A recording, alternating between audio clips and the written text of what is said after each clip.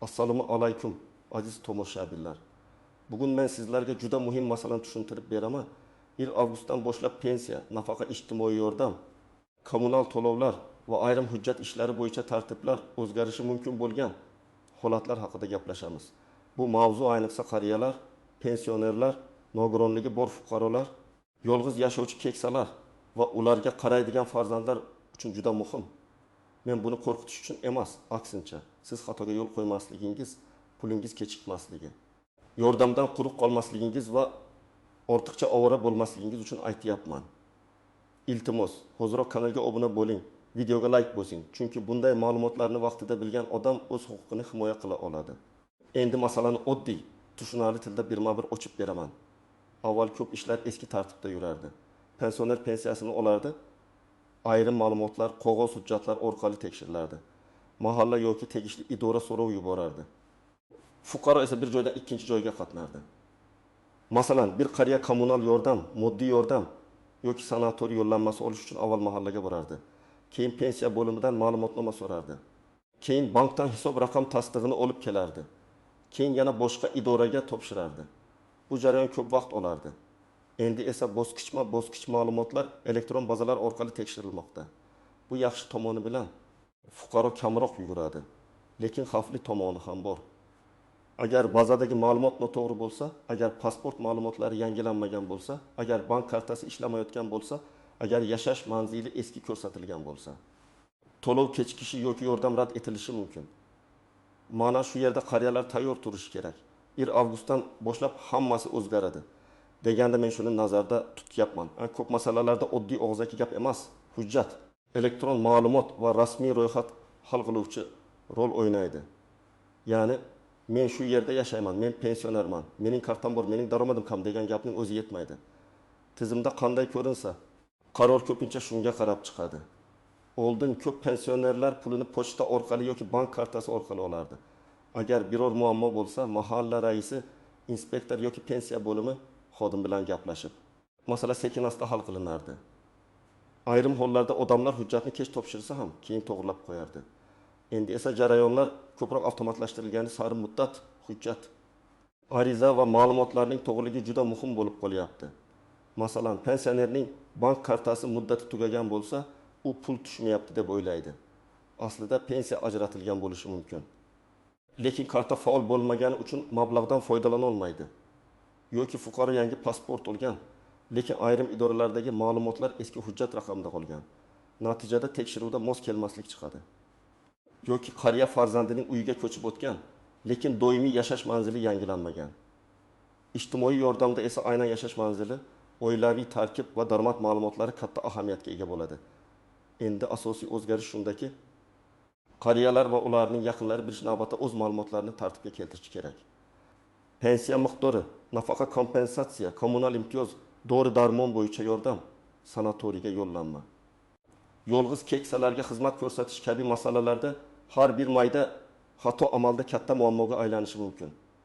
Birinchi masala pensiya va nafaqa oluvchilarning shaxsiy ma'lumotlari. Men ko'p hollarda shuni ko'raman. Odam pensiyasini yillar davomida olayotgan bo'ladi.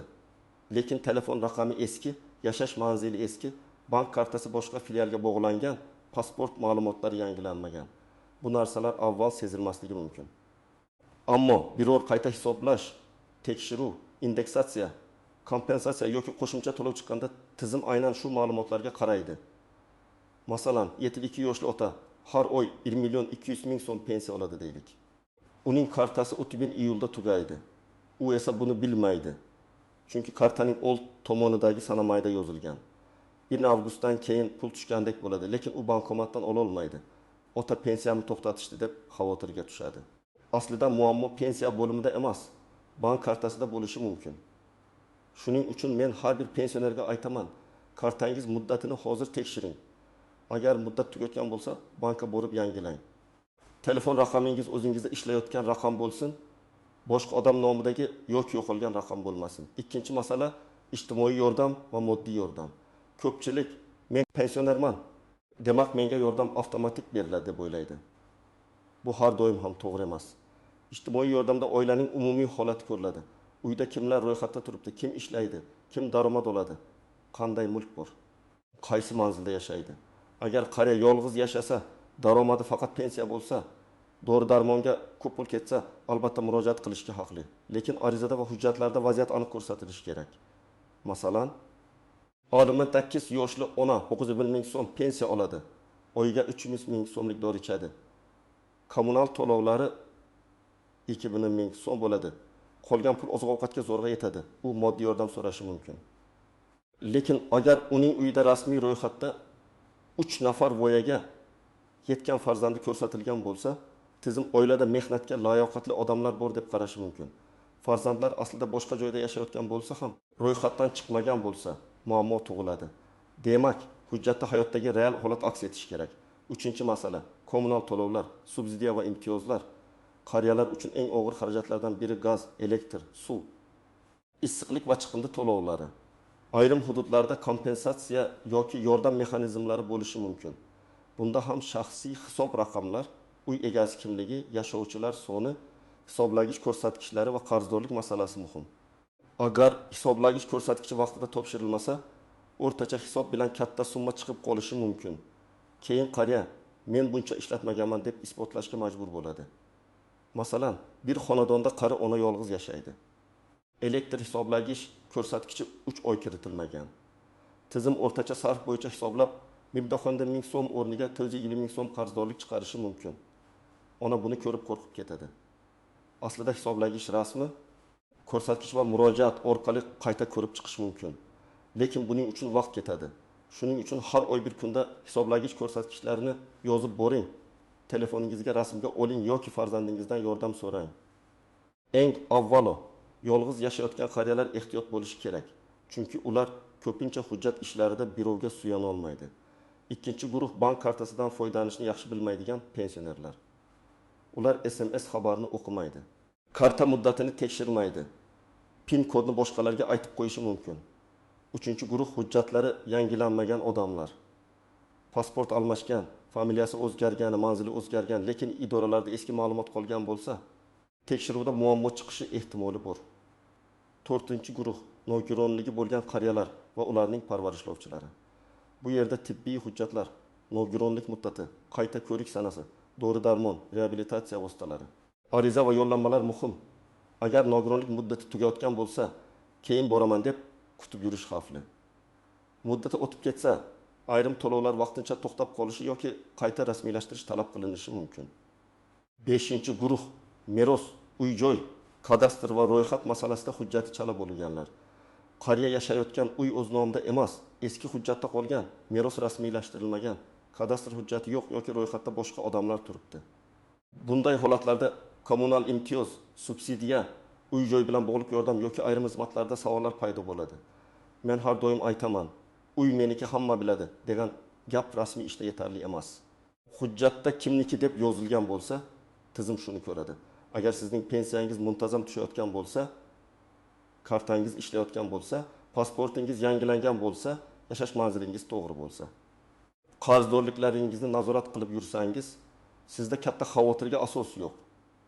Lekin baribir tekshiruv qilish zarar qilmaydi.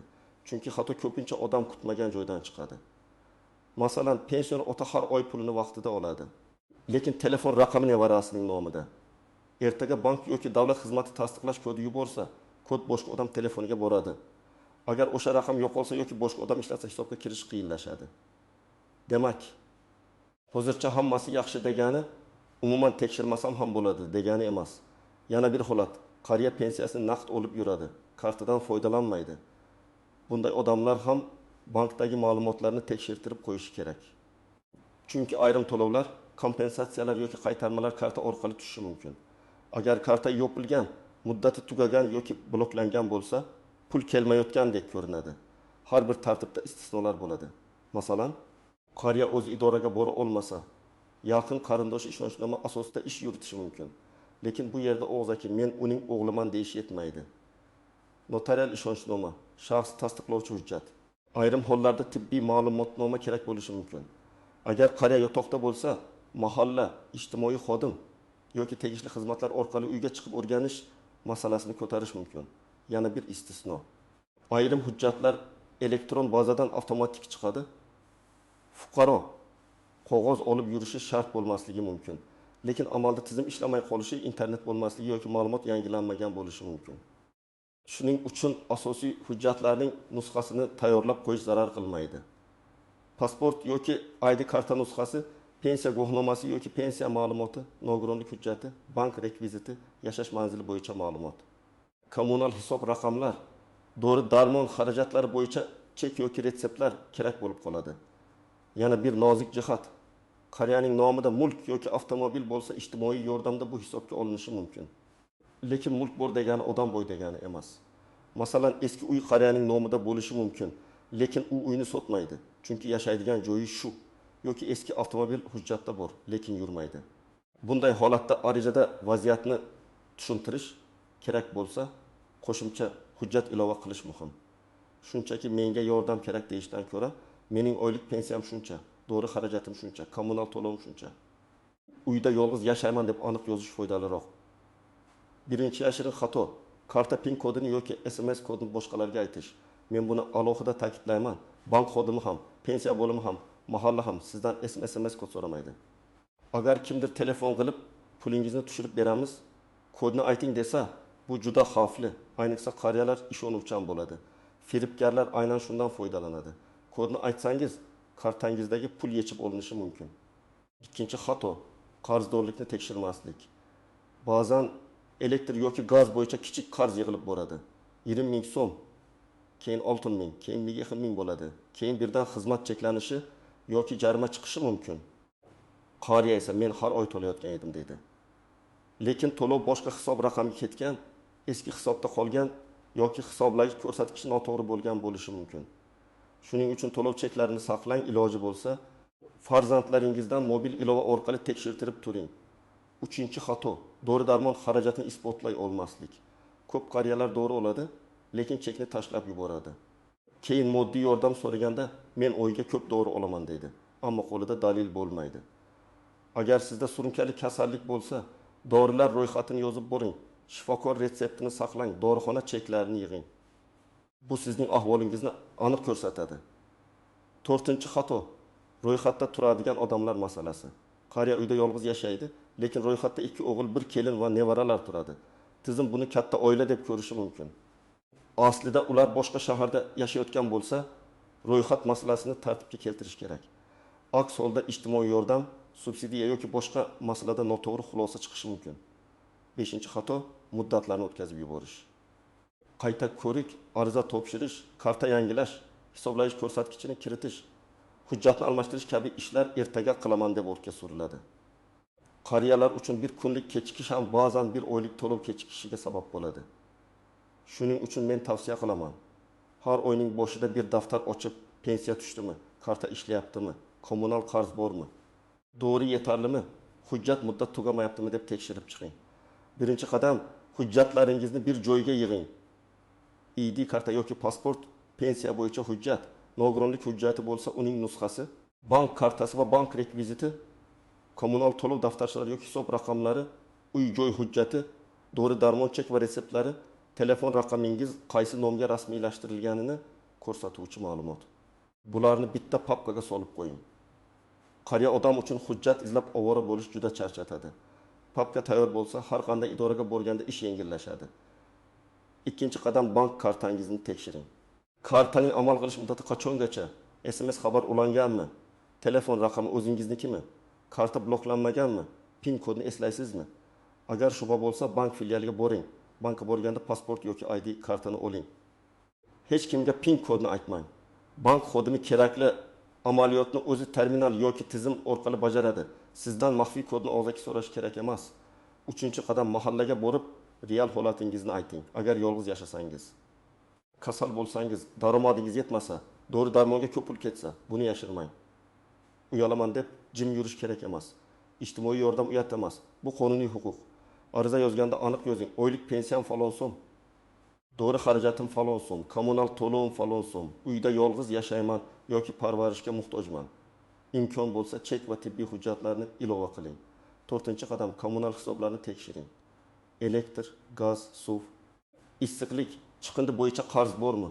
Hisoblagich ko'rsatkichi to'g'rimi? To'lov oxirgi marta qachon qilingan? Agar telefoningizda ilova ishlatmasangiz, farzandingiz, nevarangiz yoki ishonchli qo'shningizdan yordam so'rang. Lekin karta parolini bermang. Faqat hisobni tekshirtirishni so'rang. To'lov qilinganda chekni rasmga olib qo'ying yoki qog'oz chekni saqlang. 5-qadam yashash manzili va ro'yxat masalasini aniqlang. Uyda kimlar ro'yxatda turibdi? Ular aslida qayerda yashaydi? Uy hujjati kimning nomida? Agar bu masalada chalkashlik bo'lsa, Davlat xizmatlari markazi, mahalla yoki migratsiya bo'limidan maslahat oling. Chunki ko'p yordam turlarida ro'yxatdagi odamlar soni va oilaviy tarkib muhim rol o'ynaydi. 6-qadam sog'liq bo'yicha hujjatlarni yangilang. Agar nogironlik muddati, tibbiy xulosa, retsept yoki dispanser nazorati bilan bog'liq hujjat bo'lsa, muddatini tekshiring. Shifokorga borish kerak bo'lsa, oldindan navbat oling. Qariyalar ko'pincha hali vaqt bor deb yuradi. Keyin muddat yaqinlashganda navbat topilmaydi. Ayniqsa nogironlik bo'yicha qayta ko'rik sanasini daftarga yozib qo'yish kerak. 7-qadam ishonchli vakil masalasini o'ylang. Agar sizning yoshingizda bo'lsa, ko'p yura olmasangiz yoki hujjat ishlarini tushunish qiyin bo'lsa, farzandingiz, yaqin qarindoshingiz yoki ishonchli odamingiz bilan oldindan kelishib qo'ying. Zarur bo'lsa, notarial ishonchnoma rasmiylashtirish haqida maslahat oling. Lekin pul karta va kod masalasida juda ehtiyot bo'ling. Ishonchnoma ham nimaga berilayotganini tushunib imzolash kerak. 8-qadam har bir murojaatni yozma qiling. Idoraga borganingizda faqat og'zaki gap bilan cheklanib qolmang. Ariza topshirsangiz, ro'yxatga olinganini so'rang. Javob muddati, murojaat raqami yoki tasdiq qog'ozini saqlang. Agar keyin siz murojaat qilmagansiz deyilsa, qo'lingizda dalil bo'ladi. Telefon orqali gaplashgan bo'lsangiz ham, muhim masalada yozma ariza yoki elektron murojaat yaxshiroq. 9-qadam firibgarlardan ehtiyot bo'ling. Avgustdan o'zgarish bo'ladi degan gaplar chiqsa, firibgarlar ham faollashadi. Ular pensiyangiz oshadi, karta raqamini ayting. Kompensatsiya tushirib beramiz. SMS kodini yuboring. Ro'yxatga qo'shamiz. Oldindan pul bering deyishi mumkin. Hech qachon bunday qilmang. Rasmiy to'lov, rasmiy ariza va rasmiy idora bo'lmasa pul bermang. Davlat yordami olish uchun begona odamga karta kodi aytilmaydi. 10-qadam. Yangilikni faqat ishonchli manbadan tekshiring. Telegramdagi har bir xabar qo'shnining gapi yoki noma'lum audio xabar rasmiy ma'lumot bo'lavermaydi. Agar biror o'zgarish eshitsangiz, mahalla, pensiya bo'limi, bank, davlat xizmatlari markazi yoki rasmiy saytlar orqali tekshiring. Men ekspert sifatida shuni aytaman. Eng katta muammo o'zgarishning o'zi emas, balki odamlarning yarim ma'lumot bilan qaror chiqarishidir. Birinchi misol. 75 yoshli otaxon pensiyasini har oy kartadan oladi. Avgust boshida pulini yechmoqchi bo'ladi. Lekin bankomat amal bajarmadi deydi. U darhol pensiya to'xtadi deb o'ylaydi. Farzandi bankka olib boradi. Ma'lum bo'ladiki, karta muddati tugagan. Yangi karta ochiladi, pul joyida turibdi. Bu yerda xulosa oddiy. Karta muddati kichik narsa ko'rinsa ham pensioner uchun katta stressga sabab bo'ladi. Ikkinchi misol, 70 yoshli ayol moddiy yordam so'raydi. Pensiyasi kam, dori xarajati ko'p, lekin uy ro'yxatida 3 nafar ishlaydigan farzandi turibdi. Ular boshqa viloyatda yashaydi, lekin ro'yxatdan chiqmagan, tizim oilada daromad bor deb hisoblaydi. Ayolning murojaati qiyinlashadi. Xulosa, ro'yxatdagi holat bilan real hayot mos bo'lishi kerak. 3-misol, nogironligi bor pensioner qayta ko'rik muddatini unutadi. 1 oy kechga to'lovlar bo'yicha savol paydo bo'ladi. Hujjat qayta tiklanguncha u asabiylashadi, idoraga qatnaydi. Agar u muddatni 2 oy oldin tekshirganda, shifokor qabuliga vaqtida kelgan bo'lardi. Xulosa, muddat nazorati qariyalar uchun alohida muhim. 4-misol, qariya ayol elektr to'lovini qo'shnisiga naqd beradi. Qo'shni telefon orqali to'lab qo'yaman deydi. Keyin qarz chiqadi. Tekshirilsa to'lov boshqa hisob raqamiga ketgan. Chek yo'q, isbotlash qiyin. Xulosa to'lov qilinsa, chek bo'lishi shart. Ishonch yaxshi, lekin hujjat undan ham muhim. 5-misol, pensionerga noma'lum odam telefon qiladi. Sizga yangi yordam puli chiqdi, kartangizga tushiramiz deydi. Karta raqami, amal qilish muddati va SMS kodini so'raydi. Pensioner aytib yuboradi, kartadagi pul yechiladi. Xulosa, hech kimga SMS kod aytilmaydi. Bu qoida qariyalar uchun ham, yoshlar uchun ham temir qoida bo'lishi kerak. Agar pensiya tushmasa yoki kechiksa, avval bankni tekshiring. Karta ishlayaptimi? Hisob faolmi? Pul kelganmi? Keyin pensiya bo'limiga murojaat qiling.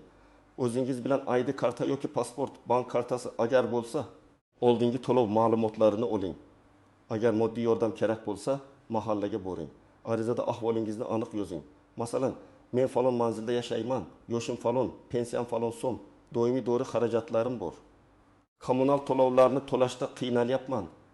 Moddiy yordam ajratishda amaliy yordam so'rayman. Shifokor retsepti, dori cheki, kommunal to'lovlar va oilaviy holatga oid ma'lumotlar foyda beradi.